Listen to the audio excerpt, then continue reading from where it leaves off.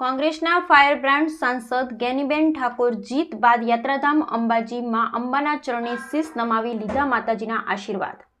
51 શક્તિપીઠ circle ખાતે કોંગ્રેસના કાર્યકર્તા દ્વારા ગેનીબેન ઠાકોરનું કરવામાં આવ્યું ભવ્ય સ્વાગત। ગેનીબેન સાંસદ બન્યા બાદ પ્રથમવાર અંબાજીના પ્રવાસે ઠેર ઠેર લોકોએ ગેનીબેનનું ફૂલહાર પહેરાવીને કર્યું અંબાજીમાં સ્વાગત। કોંગ્રેસના ફાયર બ્રાન્ડ સાંસદ ગેનીબેન ઠાકોર જીત બાદમાં અંબાના ચરણે માતાજીના ચરણોમાં શીશ નમાવી લીધા આશીર્વાદ। ગેનીબેન ઠાકોર માતાજીની બપોરની આરતીમાં થયા સામેલ। 51 શક્તિપીઠ સર્કલ ખાતે કોંગ્રેસના કાર્યકર્તા દ્વારા ગેનીબેન ઠાકોરનું કરવામાં આવ્યું ભવ્ય સ્વાગત। ગેનીબેન સાંસદ બન્યા બાદ પ્રથમવાર અંબાજીના પ્રવાસે ઠેર ઠેર લોકોએ ગેનીબેનનું ફૂલહાર પહેરાવીને કર્યું અંબાજીમાં સ્વાગત। બનાસકાંઠા જિલ્લાના લોકોએ મને જે આશીર્વાદ આપી, જે જીત અપાવી છે, માટે હું માં અંબાના દર્શને આવી છું। ગેનીબેન ઠાકોર માં અંબાને પ્રાર્થના છે કે અમારા કોંગ્રેસના કાર્યકર્તા હળી મળી રહે અને લોકોની સેવા કરે। તારીખ 13 પ્રજાનો આભાર માનવાનો કાર્યક્રમ પ્રદેશ કોંગ્રેસ સમિતિ દ્વારા રાખવામાં આવ્યો છે। આવનાર સમયમાં ગુજરાતમાં જ્યાં પણ મારી જરૂર હશે ત્યાં હું સમય કાઢીને અચૂક પહોંચી। બ્યુરો રિપોર્ટ નીલમ સોલંકી, બનાસકાંઠા। અને ઝીરો ગ્રાઉન્ડ ઉપર જઈને જે ગરીબો હોય, વંચિતો હોય, જે અન્યાય થતા જે લોકો હોય એના માટે કરીને કોંગ્રેસ પાર્ટી આવનાર સમયની અંદર ભૂતકાળમાં કામ કર્યું છે અને આવનાર સમયમાં એકજૂટ થઈને લોકોની સેવાના કાર્યો કોંગ્રેસ પાર્ટી કરશે।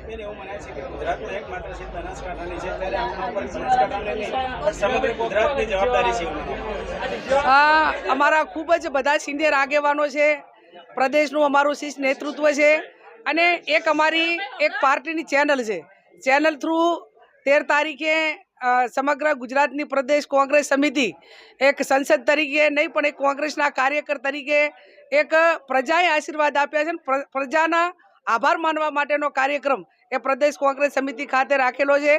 એટલે જ્યાં પણ કોંગ્રેસ પાર્ટીની નાના મોટી તમામ જે વહીવટી પ્રક્રિયા હોય કે સંગઠનની હોય, અમે બધા સાથે મળીને કરશું અને આવનાર સમયની અંદર ગુજરાતમાં જ્યાં પણ મારી જરૂર પડે ત્યાં ટાઈમ કાઢી અને લોકોની વચ્ચે જવાના પ્રયત્નો કરીશું અને કોંગ્રેસ પાર્ટીમાં ગભે ગભો મિલાવીને કામ કરશું। ખાસ કરીને આ તબક્કે આખા બનાસકાંઠા જિલ્લામાં જે રીતે પાલનપુરથી આપણે સૌથી વધારે લીડિંગ વોટ મળે છે ત્યારે ત્યાં કોલેરાગ્રસ્ત જાહેર કરાયેલું છે, શું કહેશો?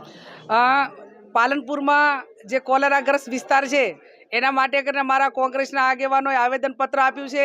હું પોતે સિવિલ હોસ્પિટલ જઈને તમામના સમાચાર પૂછ્યા છે, જે ડૉક્ટરોને સૂચના આપવાની હતી આપી છે અને આવનાર સમયની અંદર એક માનવતાનું કામ છે અને માનવતાના કામ માટે કરીને MP તરીકે કે જે અમારે વહીવટીતંત્ર સાથે જે રીતે ભલામણ કરીને સાથે રહીને કામ કરવું પડે એ પૂરેપૂરું કરશું ને ક્યાંક વહીવટી રીતે જે નગરપાલિકા એરિયા આવે છે અને એની અંદર આજે જ મને સમાચાર મળ્યા કે ઘણું બધા પીવાના પાણીનો પ્રશ્ન પણ ત્યાં વિકટ બન્યો છે।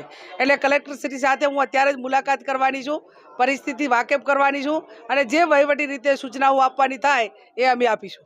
આપણા ટ્રાઇબલ વિસ્તારમાં પાણીનો મોટો પ્રશ્ન છે, ટેન્કરો પણ પહોંચતા નથી, કિલોમીટર જવું પડે છે।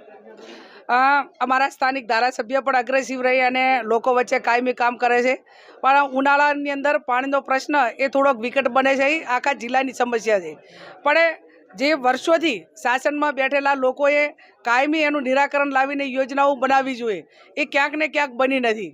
એના પાણી માટેની સંગ્રહ માટેની યોજના હોય, ઠીક છે, હેન્ડપંપ હોય, પણ હેન્ડપંપ જ્યાં સુધી વરસાદ પૂરતા પ્રમાણમાં ન હોય તો સ્વાભાવિક છે કે એને પાણીનો જથ્થો પૂરતો મળે નહીં। એટલે એનું કાયમી સોલ્યુશન થાય એવા પણ અમારા પોતાના પ્રયત્નો રહેશે। વાવથરા સુઈગામ બાજુને જે કેનાલોનું પાણી ચૂંટણી સમયે પાણી ચાલુ હતું, અત્યારે બંધ કરવાથી ખેડૂતો દાયમાં આવતી હશે।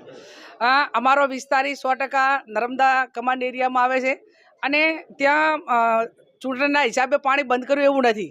આ મહિનાની અંદર મેન્ટેનન્સની જવાબદારી હોય કે જે કંઈ નાના મોટું વહીવટી રીતે કરવાનું હોય એના કારણે પાણી બંધ કરવામાં આવ્યું છે અને અત્યારે ખેડૂતોને હાલ પાણીની એવી બધી જરૂર નથી કે જે મેન્ટેનન્સ પછી આખો શિયાળો અને જે સિઝન છે એ સિઝનમાં હેરાનગતિ થાય નહીં એના માટે કરીને 1 મહિનો આ દર વખતે રિપેરિંગ માટે કરીને આ મહિનો પાણી બંધ રાખવામાં આવે છે।